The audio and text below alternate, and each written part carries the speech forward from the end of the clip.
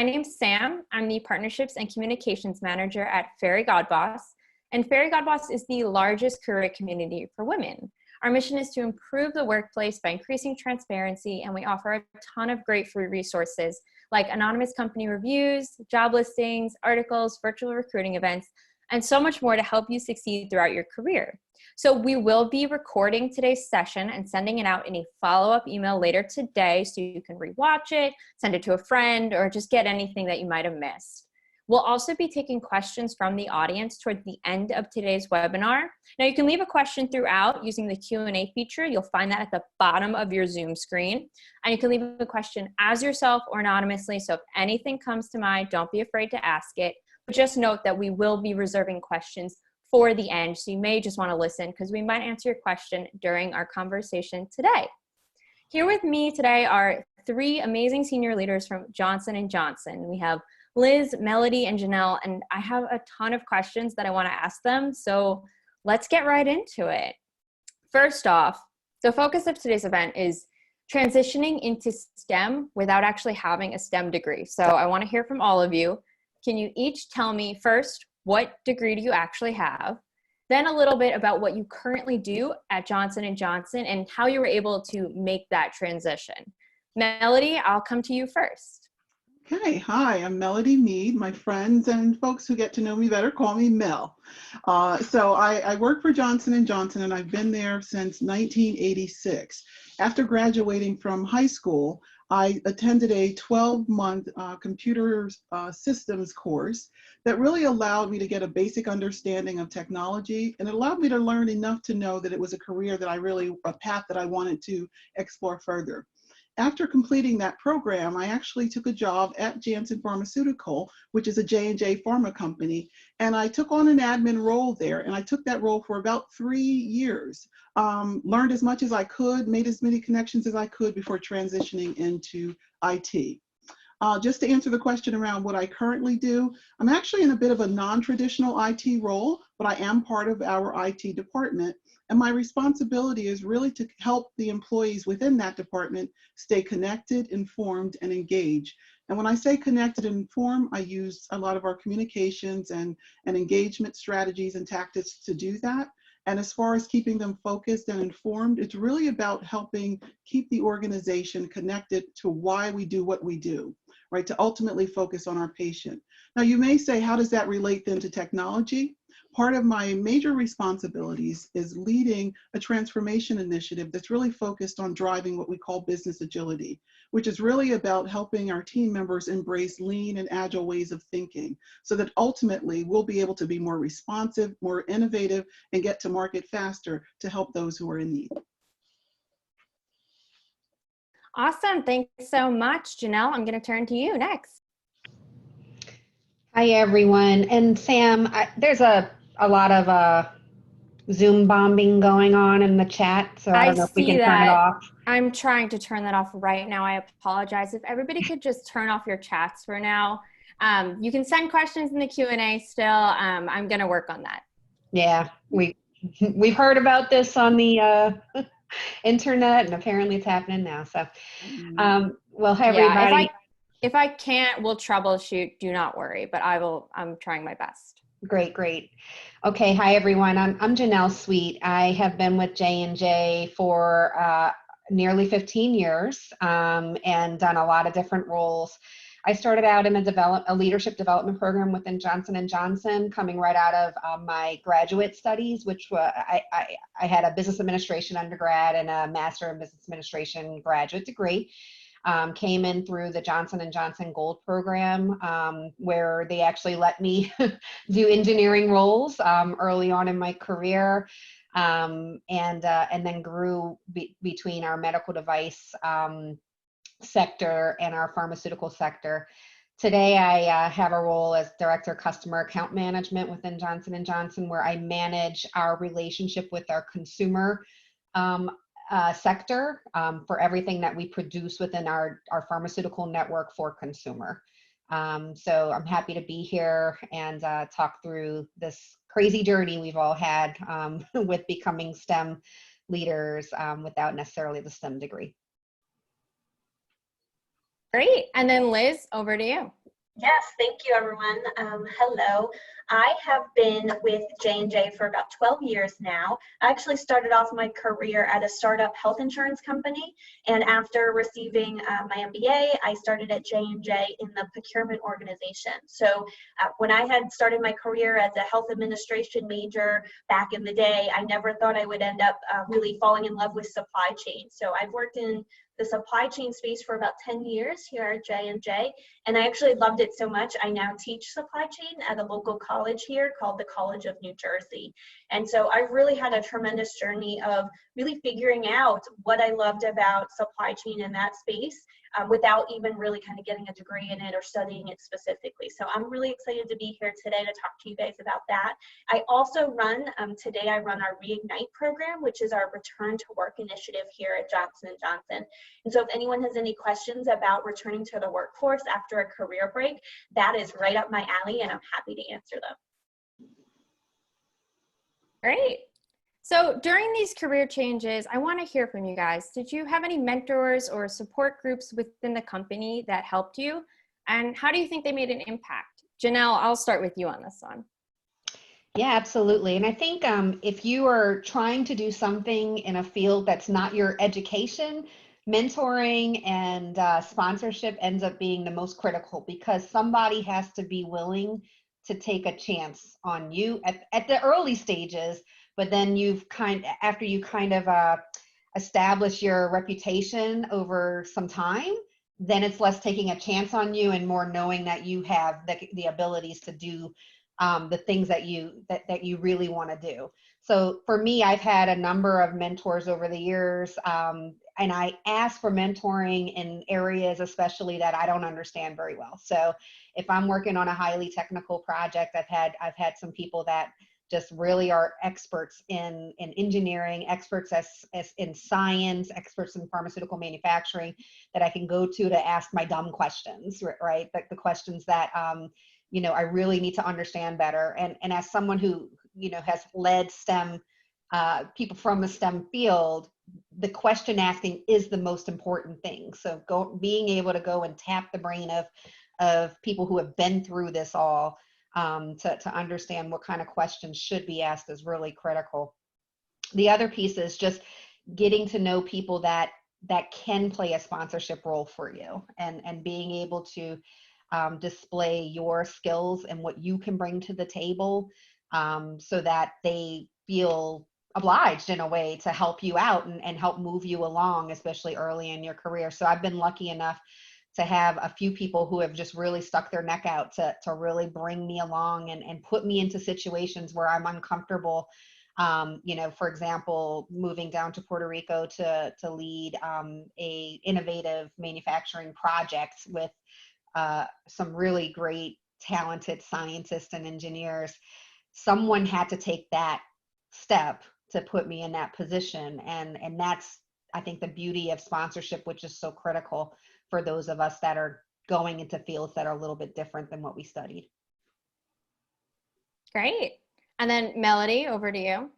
Yeah, I would echo what Janelle just said, that having a mentor as well as sponsorship is absolutely important, and it helped me along my career. I failed to mention that I've been with Johnson & Johnson for almost 35 years. I know that that's quite a long time. I jokingly say I started as a baby model, but what happened over the years is that I have met a lot of people and connected with a lot of people within the organization, and made those connections to really help me help the business be a little bit better.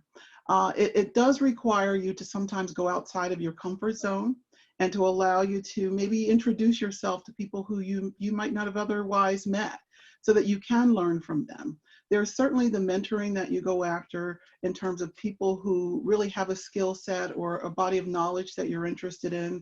There's also those folks who you might connect with to really learn from. Learn from the perspective of a leader, or even a team member, because equally as important as those technical skills are really those interpersonal skills, how you interact with others, having that emotional intelligence in terms of how you deal with difficult people or people who aren't really so nice.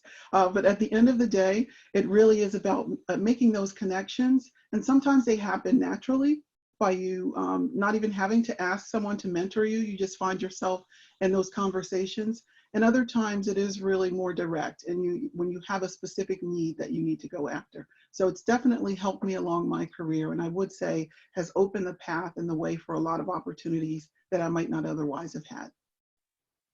That's awesome. So I want to move on to another question that I think a lot of people are wondering. What are some of the constraints or challenges you experienced, you, yourself, or you think others might experience if they're trying to transition into a STEM role? Liz, I'll start with you on this one. Yeah, I think, one of the first things that you always wonder when you're transitioning into STEM or a space where you haven't had experience or education is, are you automatically going to be counted out? So how do you make sure that you're not already automatically counted out? And so, leveraging that network from that previous question is huge, and relying upon someone who already knows your work. Another thing I would say is, don't hesitate to take classes and extracurricular ways that you can demonstrate success in that area. So, one thing that I remember I was talking to a friend about when I was trying to kind of continue to explore supply chain as a career, someone said to me, hey, I really think you should read this book. And it's called The Goal, and it's, I actually have it here to show you guys. And I was like, what are you talking about? And he was like, no, like, this is a good supply chain book. You'll know what you're talking about if you read this. And, I took it to heart, and I said, okay, well, let me read that. So anytime I can kind of glean that type of feedback and information, or, if I wanted to be a data scientist, I would, there's so many free online open courses, I would do that so that you can kind of say, yeah, I haven't actually worked as a job in that space, but I can talk the talk and I can understand the language, which is so key in kind of getting to that next level. Sorry, I keep turning off my sound just for participants to know. I live on a busy street corner, so I'm trying to keep out all the fire trucks. But okay, thank you for that. So Melody, what about you? What are some of the challenges you think people might be facing or they might have to overcome if they want to move into STEM? I think part of it is really your own self-confidence, right? You've got to be secure and confident enough in yourself to know and to really help others understand and know that really you can do it. You've got to say to yourself, yes, I've got this, but you also have to do the work that's required to actually get it, right? So that means really embracing this idea of continuously learning, right? Things change, technology is changing, and it's ever faster than it's ever been. I'd imagine the same is true for science or any of these STEM areas. That ultimately, one of the biggest challenges I think that I had was really keeping pace, right? And being able to stay on top of the trends and what was happening. So as Elizabeth mentioned, there were books that others told her to read that she embraced and did so. I joined some organizations and participated in a lot of organizations that were more focused on, let's say, the specific areas of technology that I was most interested in. I think the other part of it is just really being ready when those opportunities present themselves, right? So, and that goes back to the idea of learning. Things don't just happen, and things aren't just going to be given to you, right? Just because you want to do it or just because you know someone. It's the whole idea of being ready. When that opportunity comes, when you meet that intersection, you've got to be prepared, and you've got to be able to convince the person who you're interviewing with or the person who's responsible for that job that even if you don't have all of the qualifications or all of the skills and the knowledge that's necessary, that you've got the competency and you've got the grit and the just sheer determination that will really allow you to be successful in that role. And then Janelle, how about you? Are there any challenges you yourself have had to overcome, in your experience? Yeah, I was hoping you're going to ask me about this one because, over the years, there are many job descriptions, right, where I go to read it and it says must be a pharmacist or must be a chemical engineer or have all of these degrees, but it hardly ever says business, at least in the field that I'm in. So the first challenge is, how do I get around, right, what's in the JD, and part of that is really understanding for me, what value am I going to bring? What strengths do I have that makes me competitive for the role that's listed? And then the second piece is, if someone tells me no, is it a firm no, or is it a no that I can convince them to give me a shot? And I can remember you know, I've had a number of these roles where it probably the JD was not written for me, but I figured out a way to get into them. And one of them was the hiring manager. He basically told me as he was talking to me about the job, I don't know if you can really do this. I don't think you can really do this. You know, it's really going to be a technical role and you're going to be challenged. But I think I had to look beyond that. And it also gave me a bit of a fire to say, okay, now I'm really going to prove myself. And what it turned out was it was leading a team of highly technical, extremely brilliant people, but they needed guidance. They needed direction. They needed that business savvy. They needed someone who could interpret, you know, what they were talking about for the layman. And that's when I started to realize, you know, it's probably about 10 years into my career, okay, I'm pretty good at this. So let me just focus on this piece of being a STEM leader. I don't need to usurp or do the things that our scientists are doing, but they do need me and I need them. So how do we work together to really accomplish the goal? And it was part of that fire of, don't tell me I can't do it, because I'm going to figure out how to do it. But then it was, okay, now that I've committed and said I can do it, now how am I going to do it? And the how is by filling in the gaps that your talent lets you fill in. And that's my key learning over the last several years is just how do I bring those forward? Yeah, I mean, you kind of just touched on this, but then, so you said, you know, you want to prove them, you want to show them and all that stuff, but then how are you also building trust with your more technical peers at that same time? You know, how are you showing them that I can do it, but you can also trust me and you can rely on me? Do you have any like tips or advice? Yeah, I mean, you know, if nothing else, I will be honest with this group, and people are going to test you. They're going to test, do you really know what you're talking about? And first of all, you got to be ready to learn and know what you're talking about. And so put that learning agility monitor on, get your brain in check, because you're going to have to learn a lot more than you think you're going to have to learn. And go and read everything you possibly can. Go talk to everybody who's working on it. Go talk to the operator on the manufacturing floor. Go talk to the scientist that's running the QC lab tests. Go read the investigations. You've got to go into learning mode very, very quickly so that you can help to find the gap that's being left by the rest of the team that you can then help to fill. That's been my strategy going into these types of jobs where, you know, it is a challenge. And if it wasn't a challenge, would you really want to do it? And so that's the kind of challenge I love. And then by doing that, by really respecting their knowledge, respecting the knowledge of the people that you're working with, going into learning mode, and then figuring out what you can bring to the table, that's how I think you start to build that respect. I think also we undervalue the power of asking a lot of questions. And, you know, for me in going into these roles, I'm never the expert. I'll never be the expert. So I'm going to figure out who's the expert, and I'm going to go talk to them in depth, make as good of friends as I possibly can with them, because I want to understand what they understand. And then that helps to build that credibility and that trust. So that's my strategy. I don't know if it works for everybody, but that's the strategy I've taken. Janelle, if I could just nod my head even harder, I can't even tell you, like, yes, 100%. I'm done. I don't have anything more to say. Janelle, you said exactly what my strategy is too. Like, exactly.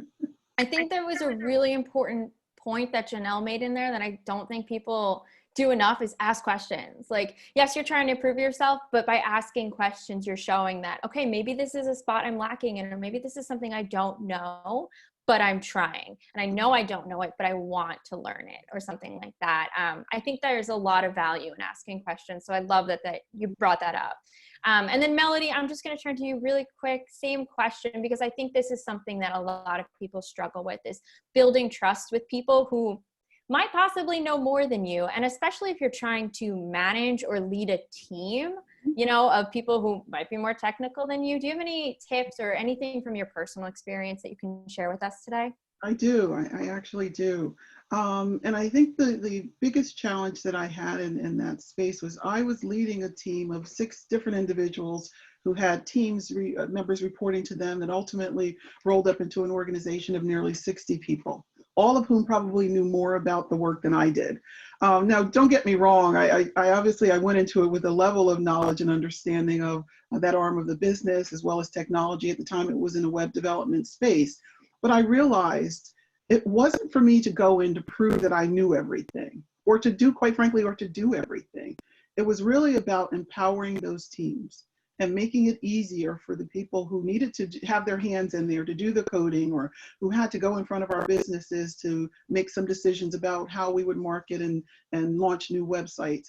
It was really about clearing the way for those teams, but also entering into it with a level of knowledge and understanding so that I could relate to them, so that I wouldn't ask them to do unrealistic things, or so that I could, even more importantly, support them when they received unrealistic requests. So it required a level of knowledge and a level of understanding. But when you start to lead teams who are more experienced, maybe more technical than you are, ultimately it really is about being able to connect with them, having that rapport, and really making sure that everyone really uses the strengths and the knowledge that they have so that you've got a very strong, cohesive team that's able to deliver as well as work well together. I love that note you just said about empowering them to not take on, tasks and things like. I think everything you said is just, it's really helpful, especially for people who are going to be coming at this from a place of not having the same experience as those that they're trying to manage, and that can be very intimidating. But now, Liz, I want to turn to you for a second. You are leading J&J's Reignite Return to Work program, and for any of our viewers who aren't familiar with the program, can you just tell us a little bit more about it, who it's designed for, and what you've achieved with it so far? Sure. Thank you for letting me give this little plug about Reignite. Of course. So, folks, you know what I really just want to show you real quickly is our Reignite Return to Work program. We have a website here, careers.jnj.com/reignite. So here's the page if anyone has any questions. But what we're trying to do is help individuals return to the workforce after a career break. So if you've taken a break for 2 or 5 or even 10 years from your career and you're looking to come back, we have a program here at J&J that helps you do that, and we're really excited about it. This is a new program that we just started a few years ago, and we really try to help individuals, especially in STEM fields, break back into their career journey through J&J. And so we've grown the program. We have over 45 participants globally. It's open to both men and women. I always say this, my husband's a stay-at-home dad, and if he was in the STEM field and wanted to come back, he certainly would be eligible to participate in Reignite. And we're really looking for, those strong individuals that really just want to break back into corporate America. So we're really excited about this program and this initiative, and I'm thrilled to be able to share it with you. So even if it doesn't apply directly to you on the call, you may know someone who might be interested in participating. And you can check out our open roles here on our homepage. And if we don't have any open roles that fit, we also have down here at the bottom our global talent hub where you can enter your info and just be part of our talent hub so that when roles do open up that fit your criteria, you'll be matched up to those. So thanks for giving me that opportunity to share. Of course. But now, Liz, I want to stay with you just for another Sure. moment. Do you have any pointers or advice you can share for securing a position with a larger company like J&J, largest to put it lightly?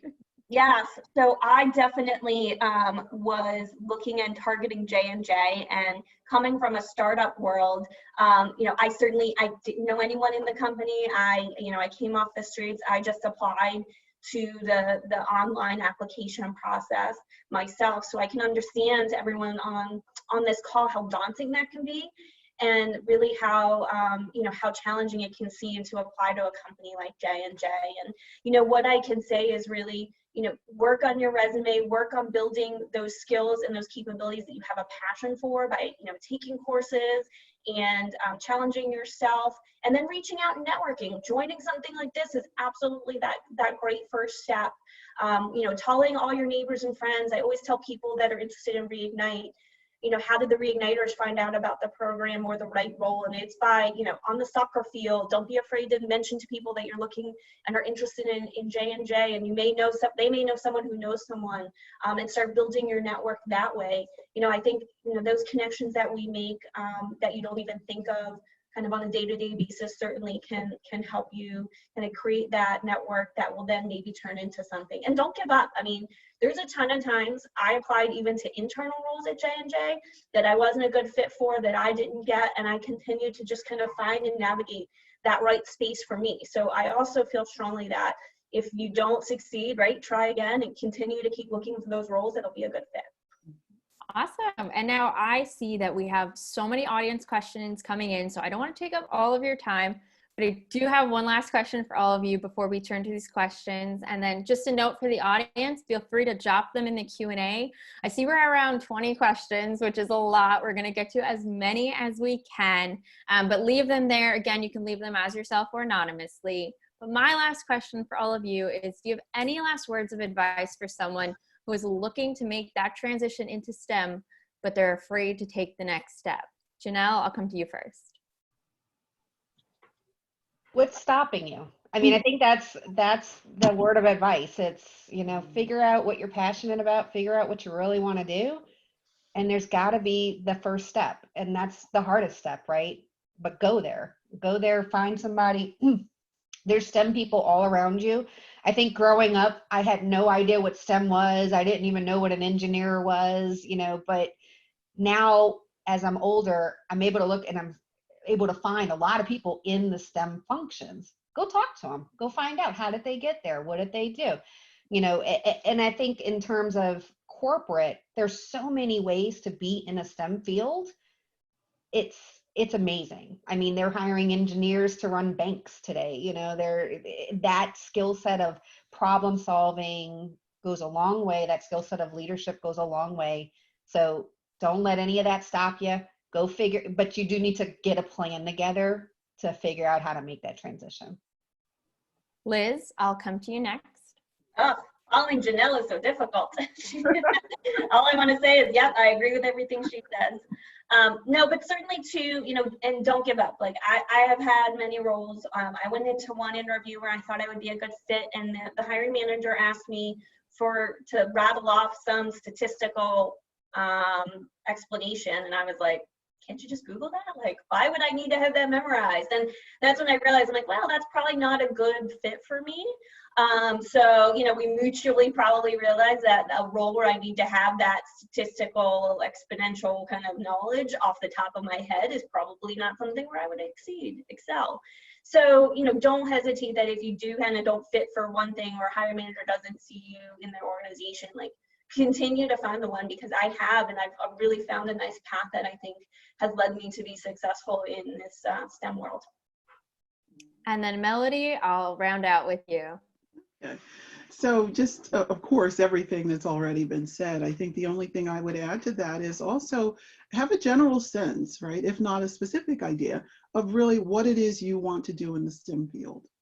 And what does your ideal role look like, right? So don't wait for the job to be posted if you're in a company today that you'd like to get into a STEM role. Think about your ideal job, think about what you like and love to do, and figure out how do you marry those two things. I mentioned I have a non-traditional role within technology. It marries my degree in organizational management and development and the technical school training that I've had and my love for technology. And I bring that together to really help enable our technology organization. And I wasn't going to stop until someone gave me the opportunity to do that. And I've been doing it now for quite a few years. So again, think outside of the traditional role that may be described on a job posting, and really have your own elevator speech. Have in your mind what it is you want to do, so that when you do encounter people at the soccer field or in the office, you give them your speech about what it is you do and what you're planning to do and what you envision for your future, and then work towards that. Amazing. Well, thank you so much. We have questions coming in every single second, so I want to let everybody know, feel free to ask your questions. I'm going to turn to them now. And then while we're going through some Q&A, I'm also going to launch a webinar feedback poll. So apologies for everything at the beginning. The chat is now shut down. Fortunately, no one can escape these very annoying Zoom bomber, so I apologize to everybody, but please let us know about related to the content of the actual webinar. And then please ask questions. I'm still going through all of them. So let's start off with a question that I see coming through from like 5 or 6 different people. How do you identify and approach potential mentors and sponsors? And similarly, how do you find good STEM mentors, especially now that we're all remote? Liz, I'll start off with you with this question, if that's okay. Sure. So certainly I have found mentors in a lot of variety of ways. Some of them were assigned to me. Some of them I just saw speak at an event. So something like this, for sure, you know, I have met some mentors where I just was like, I really connected with what they said. And I asked to set up coffee and they accepted, and we ended up really having a nice connection.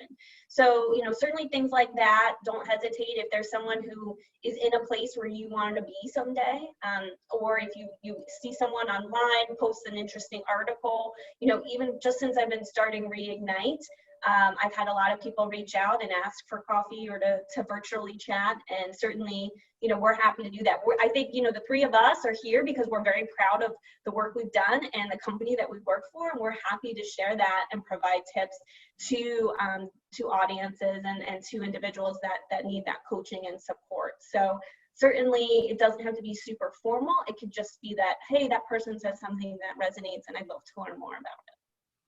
Awesome. And then, so everybody listening right now, you just heard it from Liz. You have 3 people right here who you can make that intro to, because I see another anonymous attendee is asking, how can I find a mentor or connection in the STEM industry if I don't already have any sort of established network there? Congrats, your network just got bigger by 3 people. So go connect with them, send them a message, let them know that you were in today's session and you just wanted to chat a little bit more about maybe their experience or something else. So your network just got bigger, so nobody can claim that they don't have a network anymore. And we also have our Fairygodboss page. Yes, join the Fairygodboss group. So please join that group. That's a huge, amazing network of individuals too, because not just are the 3 of us here involved in our Women in STEM initiative, but there's a whole host of people behind us as well that are really passionate about helping women in STEM. So, you know, please join that page. Maybe Sam, you could send out a link to that as well, if folks don't have it already. Yep, that will be in today's follow-up email along with the recording, as well as I see a lot of questions about the Reignite program. We'll have some info about the program in there as well. So it'll all be in one convenient place for you. Definitely join that group. There are a bunch of J&J employees in there who you can expand your career with them as well. But, you know, I'm going to stick on this question just because I see so many people asking about it. Do you have any advice as well for people who are looking to kind of make more connections or meet some mentors in the STEM industry without ever having any connections in that industry prior? Sure, yeah. And just to ground everybody, right? We've talked a little bit about mentoring and we've talked about sponsorship. And, you know, hopefully everybody today is understanding the key difference between those things. The sponsorship is going to be someone at a higher level who can help to pull you along when you're not, and will speak for you when you're not in the room. That's most important. Whereas mentoring is someone that you, and it may be a particular topic that you're getting mentoring on, that they are helping to coach and guide you to make decisions, so that you can have someone that kind of bounce things off of and get really candid advice. And the best mentors are going to be really honest with you. So you want to find those people that, you know, will give you that unfiltered attention. So in terms of finding someone new, right? Finding someone, I don't like the whole, let me go ask somebody if they'll be my mentor strategy. I think that strategy is a little aggressive for most people. And I think also we need to recognize cultural differences, especially around the world and in different companies. Some places that work, some places it doesn't. At J&J, what I found is if you put a one-on-one on somebody's calendar, the worst that's going to happen is that they might change the time on you, but 99.9% of the time, they won't say no. So if you see someone that you admire, you know, just set up the time with them. It's that first step is the most uncomfortable step, but it's also the most important one. And sometimes it's just that reach out. And if it's someone that is just completely foreign to you, you know, if you want to find a way to connect with people that are just completely foreign. Things like the Fairygodboss page work wonders. LinkedIn works wonders. You can, going to conferences is an amazing way to meet people, you know, that you would have never gotten to meet before. Social gatherings, you know, I've been able to meet a lot of different people just through going to a social gathering that I might not have gone to before. Young entrepreneurs or diversity groups, those kinds of things are great ways to get in touch with people. If you see an article or something that somebody has written, it doesn't hurt to reach out. What's the worst that could happen? You know, so I think those kind of things, and like we said, you know, the three of us, but we also are linked to a lot of people. And I think that's one thing that people undervalue with mentoring is the value of using that mentor to connect you with other people. Mm-hmm. So as you're listing out things, that mentor may not be an expert on things, but hopefully they can even point you in the right direction and make an informal connect to somebody else. And then your network starts to widen, which then increases your visibility, which then increases your opportunities. And you know, it should happen informally. It should be natural, and you should make sure you cultivate the relationships with people whose personalities you feel comfortable with. Don't force something that isn't comfortable. That doesn't work for me at all. So that would be my advice on mentoring. Yeah, I think that's a great way to come at it. And especially now that I think most of us are working remotely, take that time to grow your digital network. That's something I think a lot of us kind of push off to the side. Oh, I'll do it when I get to it. Or a lot of people think networking can only happen in person. And it's true that, you know, that face-to-face contact is important. However, it's totally not necessary. You can cultivate amazing relationships online with people. So reach out to your networks on LinkedIn. You can even do it on Facebook. You can go on Fairygodboss. We have a really supportive group of women on the platform. You know, and just start there, see what you get, start spending time places you otherwise might not have, you know, and grow those relationships. And like Janelle said, don't try and force something that's not going to happen with somebody who's not going to mesh with you. You really want to make it more of a mutually beneficial relationship that's going to leave everybody happy at the end of the day and provide you with the most success. Now, this is a question that I think I get every single webinar, especially for anybody who's looking to pivot, and now it is just so topical. But Mara asks, what's the best way to make sure that your resume stands out for a STEM position? And how can you showcase, you know, different skills you might have had from other jobs where your background is something totally different? So let's say you're coming from education or business. How did you adjust your resume to fit the needs of whatever technical role you were trying to get into? And Melody, if it's okay, I will start with you on this question. Yeah, absolutely. I think it's important to tailor, if you will, your resume for each position that you're applying for. So I wouldn't send out a generic resume or one that's going to cover everything. Now, when I say tailor it, look at the role in which you're interested, or roles that may all be similar. What are some of the things that they're asking for in these roles in terms of the job description? If they're asking you to display or, you know, be strong in leadership, or they're asking you to even be strong in a specific technology leadership, even if you don't have that level of experience in it, but you've had some exposure to it, then I would include that in my resume.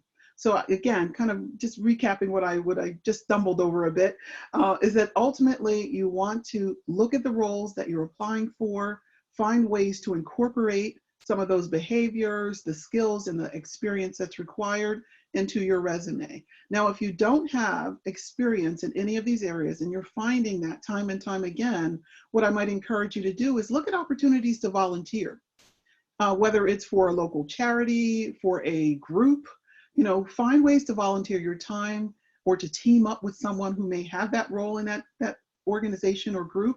And then that will at least allow you to start to add some time onto an experience to your resume. And certainly if time is not an issue for you, and you can find a company that's willing to volunteer your time and working with them to help support them as they grow. And that ultimately perhaps they can transition you to a more full-time role, if that's realistic for you. I was muted again. I always do that. Yeah, no, that's great advice. Liz, do you have any advice on this topic?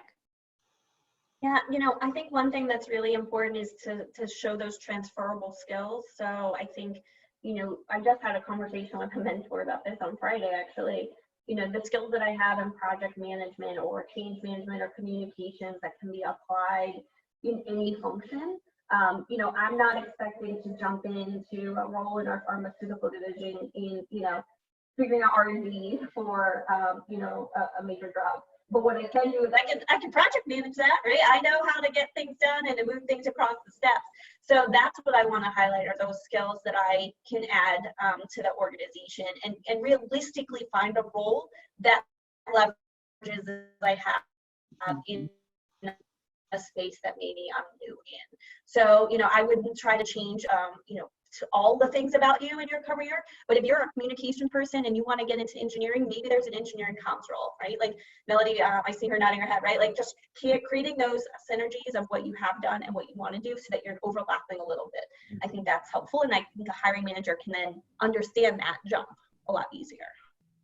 And then Janelle, I know Melody and Liz kind of covered a lot there, but I think this is a question that a lot of people want to know. So I want to get all the advice we can. Do you have anything to add to their answers? Any advice of your own on this topic? Yeah, I mean, I'll just build on what Liz said. I think, remember, it's a strategy and not necessarily a sprint. So what does that transition, right, look like?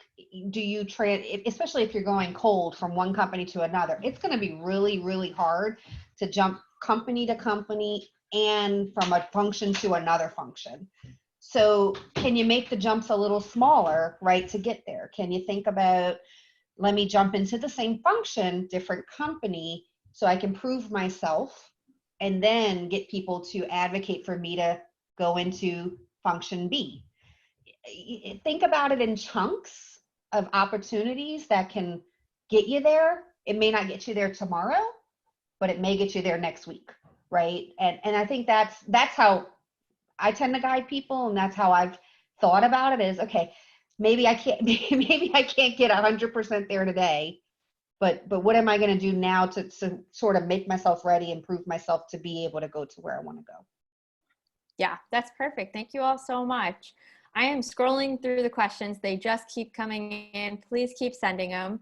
I lost the question that I really wanted to ask, but I think I remember it. It's the person wanted to know about returning to work after taking some sort of a career gap. So Liz, I think you might be well-versed in answering this question, but they're looking for tips on how to kind of re-engage your network, restart a network, and just start that transition like back into the workforce after taking a gap.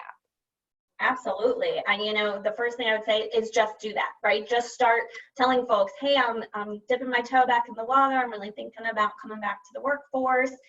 I've really enjoyed my time away, or, you know, I've really realized this is now my passion is to get back to the workforce. There's so many companies out there, not just J&J, which of course we love, and we also really want you folks to think about our program, but there's a lot of programs out there helping individuals return to the workforce. And so whether it's STEM or not STEM, you know, certainly take a look. There's a company called iRelaunch that we work with, and the Society of Women Engineers. We have a whole task force of companies.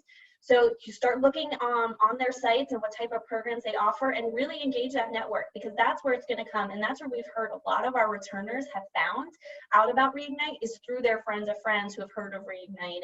And as I said, it's whether it's through that LinkedIn network that Janelle mentioned, or whether you're on the Fairygodboss page, right? There's a lot of folks out there that know of these types of programs, and what they provide you is that support and that time for you to rebuild your confidence. You get to work on projects and assignments to demonstrate success, to really understand kind of the new changes that are happening, whether it's with IT, the new Zoom. Right now you already know Zoom, so you're ahead of the game, but other tools and systems. So these types of programs really help you kind of come back and ease into the workforce and really, again, gain that confidence back that you think that you may have lost, because we know it's there. We know you have the skills and capabilities. We'll just give you a little extra road to do that. Somebody asked what that program was that Liz just mentioned. They're called iRelaunch. They're an amazing organization. We also work with them a ton at Fairygodboss. We love them over there, and they have a lot of different programs that are for different areas. Maybe if you're not, you know, going back to STEM, if you're looking for something totally different and J&J's program doesn't work for you, check out our relaunch. They have a ton of programs, really great group of women over there. We love them. And then a question that I've been seeing from a lot of different people in different forms: how can I find out more about what area of STEM I'm best suited for, or what I think I'm going to like the most? Do you have any resources? Do you have any like exercises I could try? Melody, I'll start with you here. That's a very good question. It is. One I wasn't quite prepared to answer, but it's okay. So I guess what I would say to you, if you're trying to figure out like what area you're best suited for, is one, ensuring that you understand the areas of opportunities for the type of organization you're trying to get into. And what I mean by that, a STEM career at a large company like Johnson & Johnson might be very different than a STEM career at a smaller organization.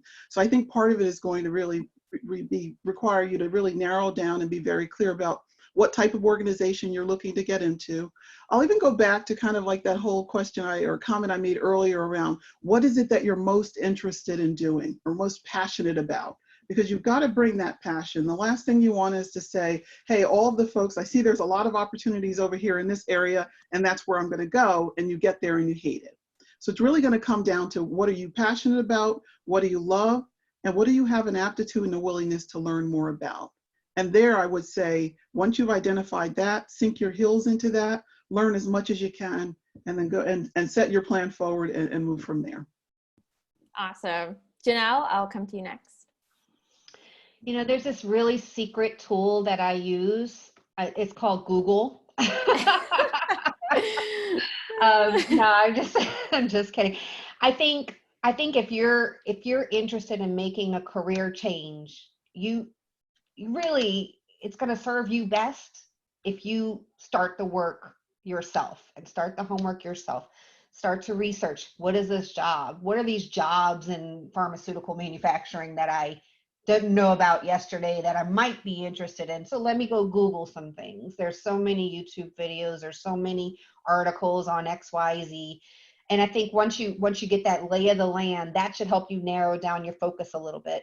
And then if you have the access and the opportunity, informational interviews go a long way.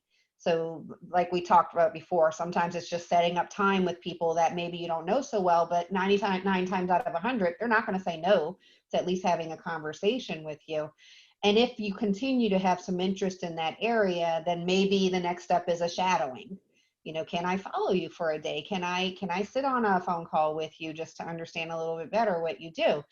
I think you have to get a little creative in researching what you really want to do. I didn't grow up in the era of like aptitude tests to tell you like this is what I like and this is what I should be doing. I don't even know if those things are real.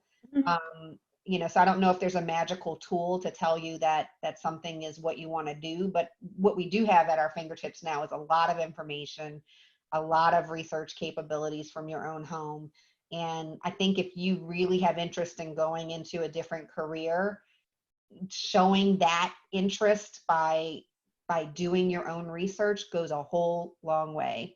I actually have a friend, I'm going to tell her stories. I'm not sure she's on the phone, but she applied for a role last year, and her background is not STEM, and the role was in our supply chain network strategy group, and it was focused on large molecule. And she had never worked in large molecule before. And just for everybody who's not a pharm person, large molecule is a particular way to manufacture pharmaceuticals. So many of our injectable drugs come through that manufacturing method. So in order to prove, she knew this is what she wanted to do, and she was really passionate about it, and she knew she had transferable skills. So in order to prove that she was ready to take that role, she signed up for classes in large molecule manufacturing. So, and she hadn't completed those classes yet, but at least she showed that level of interest, that level of, I want to do this. And that helps seal the deal, right? Because that interest goes a whole long way in many situations. So I won't say her name because I don't know if she's on, but that story spoke to me last year, you know, just about really being passionate and showing that interest. It can really seal, you know, those fates of those career paths. Yeah, that's amazing. Thank you so much for that. And Liz, we have had and it's astronomical amount of questions come about the Reignite program. I am shocked right now. They just keep coming in. So I'm going to turn to you for 2 minutes here so we can give more of a high level overview, hopefully answer these questions, and then give people, you know, the place to go if they're really looking for more info. So we're just going to kind of go for this right now. So Roanne asks, is the Reignite program internship, or is it more of a paid program? So it's a paid returnship. So it's kind of a blend. You come in, you get to dust off your skills for a period of time. And at the end of that returnship, you have the opportunity for a full-time role at J&J. Perfect. Mara asks, do you need to have a career break, or can I use Reignite program to help me change career roles? Good question. You do need a career break to be part of the program. So at least a 2-year break from your career. So if you started a florist company and you were originally an engineer, that's a break that we consider. You don't have to be completely unemployed. We've had people that were teachers that joined Reignite after they were finished their teaching career. Perfect. Yvonne asks, she's very interested in the program. Is it all year round? Yes, so we were offering more on a cohort basis, so that's a great question, but now we are offering on a continuing basis, so just keep checking our website for new roles. I think we just posted one actually late last week here in the New Jersey area, so continue to just keep an eye on our website. You heard it here first. Get a jump start on that application. And then a few people asking kind of a similar question. Can you apply for it if you haven't had a previous job in STEM? Is it only for people who've worked in STEM? You get the gist of the question. Yeah. So it is role dependent, but most of our roles do require prior experience in that field as of today. And I think one of the questions that came up before that I saw was, is it only STEM? So today our focus is STEM. However, we have had roles that have come up in other fields that we will look to offer to a returning professional. So we certainly know there is a bigger world out there than STEM. We focused on that first for our initial few years of the launch. But if you do have interest in other fields and you are a returning professional, certainly reach out and we'll continue to keep an eye on it.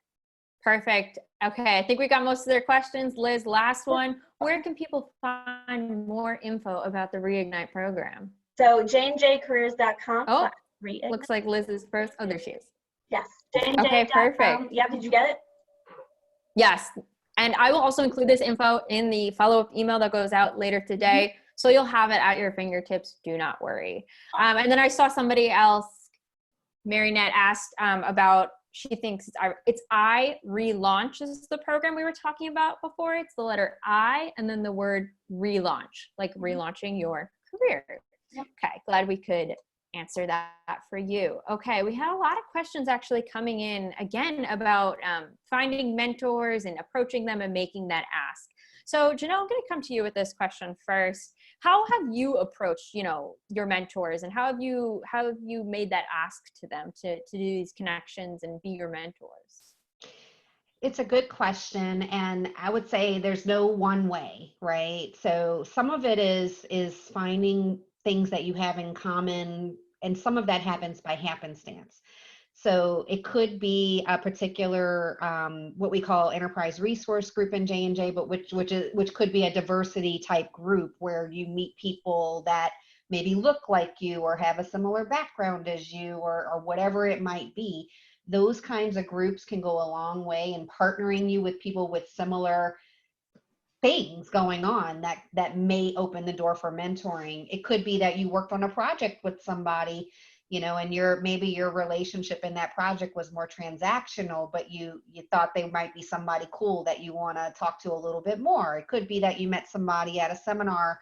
I think finding those little ways to get in there and have just a real conversation, that tends to be the most lasting mentorships. It's something that connects you beyond just the transaction of I need this or you need that. It's more, what is that little connection? So like, for instance, you see my New Orleans in the background. So maybe that's an intentional thing. Maybe someone from New Orleans is on this call and then they can reach out to me and say, I'm from New Orleans too. Hey, can we connect about being an engineer? Okay, yeah, why not? So I think it's putting yourself out there, getting to know people a little bit, finding that little bit of a connection, and then following up on it is also critical. Completely agree. There's no one size fits all kind of method that you should approach with this. It's whatever's going to work for you and whatever's going to work for them. Just quick shout out to our panelists. They've answered over 23 questions so far. So amazing job. That's like a record amount. And we still have over 20 coming in. So I just want to make a quick plug for the J&J Fairygodboss group. Again, I'll be sending out a link so you can join the group. If we can't answer your questions today, which I am watching the clock, we're getting very close to time. So we're going to try and get as many as we can. But if we can't or we don't answer your question today, please go to that group, leave your question there. Like I said, we have employees from Johnson & Johnson in the group, so they'll be able to answer whatever comes to mind. In addition, it's a group for women in STEM. So if they can't answer your question or your question's a little bit more general just about the STEM industry, somebody in there will have some experience or a response for you. Okay, let's see. Karen says, phenomenal perspective on today's call, and she really appreciates all of your advice for ensuring that your resumes are standing out. She says she thinks one of the challenges is getting past the ATS system, which I think we've all experienced. So do you have any thoughts on how I can ensure that, a top performer like myself can actually make my way through to a hiring manager, at least for that introductory discussion? Now, I know I've asked all of you so many questions, so I'm going to leave this one open, whoever wants to take it. I don't know. Well, the first thing I'll say is think about the questions that you're being asked in that system, and maybe you don't meet the letter of it, but if you have something that you feel like should be interpreted, be careful about saying no, right, on that system. Don't lie. Make sure that you have a reason to justify. So let's say it asks you, do you have experience in engineering, science, blah, blah, blah. And your experience has been more like Liz described, the project management piece. To me, that's not a no. That's just an interpretation of the answer. So that would be my advice is just, if you really don't meet something, you got to answer it honestly. But if you have some experiences that relate to the particular question, don't count yourself out by saying no. If you catch my gist. I don't know if I'm explaining that right. Maybe Liz or one of you guys can explain it for me. But that would be my advice: is don't count yourself out too quickly on those questions. Yeah, Janelle, I think you're spot on. That's probably the best course, particularly if you aren't familiar with the organization or know very many people within that organization.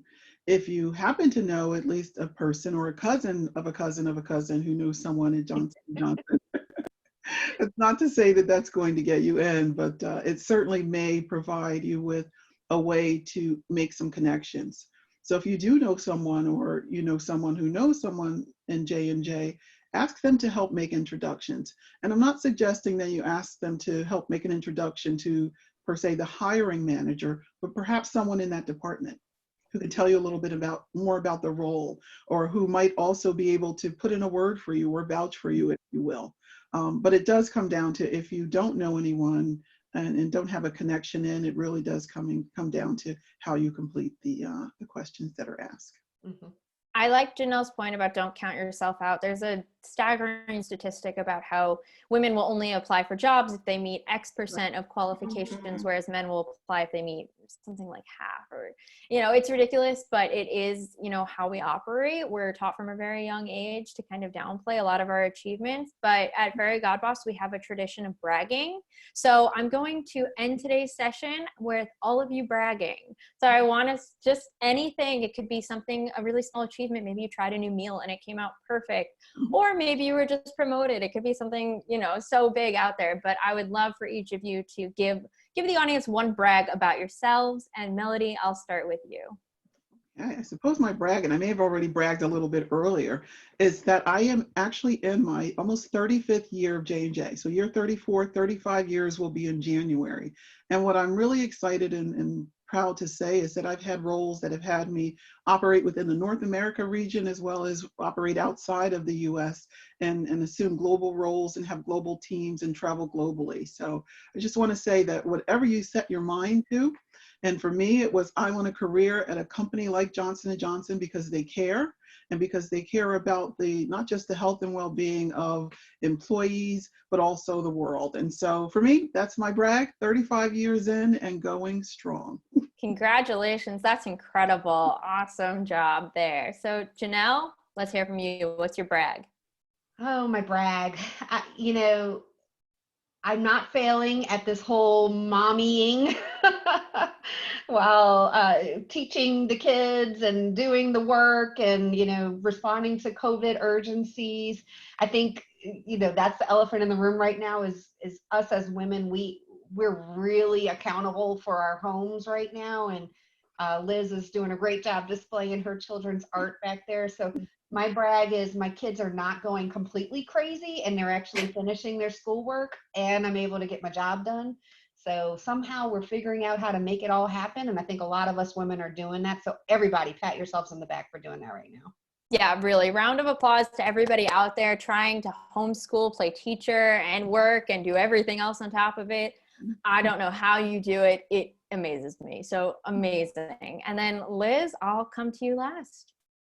So I'd have to say, on top of everything, I finished a book, just a book. Reading is something I love to do. It's not something I get to do often because by the time the kids go to bed, I'm exhausted and just crash. And so that was something I wanted to do while we were home. And it was a book I had from the library, which didn't have to be returned because the library is closed. So I happily finished my book. It took a little while, but I did it. Awesome. Well, thank you all so much. I really appreciate your time for today's conversation. It looks like attendees learned a lot. They had a lot of questions, but a lot of good things. And I'm really, thank you to our audience for joining us today and taking the time out of your day. I know it can be hard to sit on another Zoom call when you probably have 50 already, but thank you for doing this for yourself. Taking the time out to, help yourself in your career is really, it's truly incredible and something that is very hard to do right now. So thank you so much to everybody. Thank you again to our panelists. Thank you to Johnson & Johnson. And we will catch you all at the next one. Bye. Bye. Thanks, everyone.